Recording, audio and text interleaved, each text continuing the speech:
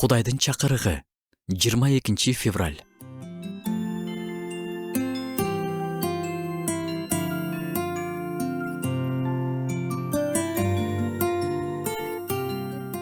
Ошондуктан Кудай аны жогорулатып, ага бардык ысымдардан жогору ысым берди. Ыйсанын ысмынын алдында асмандагылардын, жердегилердин жана жер түпкүрүндөгүлөрдүн баары тизе бүгүш үчүн Ыйса Машаяк Теңир, Кудай Атанын даңкы деп ар бир тил ачык тааныш үчүн ушундай кылды. Ыйсанын ысмы бардык ысымдардан жогору ысым. Дүйнөдө ысымдар, даражалар өтө чоң мааниге ээ. Дүйнө жүзүнө таанымал көп ысымдар бар. Алардын кээ бирлери уккан адамдын жүрөгүн титиретет, башкалары жүрөгүн жылытат. Ыйсанын ысмы болсо, убагында Ыйсанын ысмынын алдында ар бир тизе бүгүлөт.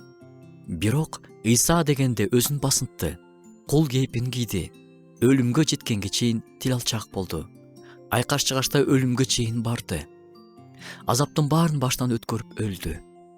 Бирок өлүм аны кармап тура алган жок. Ыйса өлүмдү жеңип чыкты. Анан ал жеңишти алып, баарынан жогорку ысымга ээ болду. Ыйсанын ысмы бардык авторитеттүү ысымдардан жогору, бардык руханий күчтөрдөн жогору. Анын ысымынын урматы менен адам күнөөдөн куткарылат. Ооруп жаткандар айыгуу ала алышат. Байланган кулчулуктан бошоно алышат. Үмүтсүздөр үмүткө ээ болушат. Өкүнүчтүү, бирок аны кабыл албагандар, анын ысымын шылдыңдагандар да бар. Ошол шылдыңдап жаткандар анын алдына барышат жана анын алдында тизелерин бүгүшөт.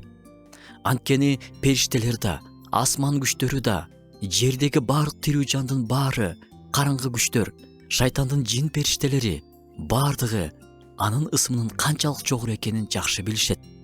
Азыр билбей жаткан адамдардын ар бири сөзсүз билип калышат. Бирок кеч болуп кала электе, бул жерден анын ысымын канчалык жогору экенин моюндап, бул жерден эле тизе бүгүүгө чакырам.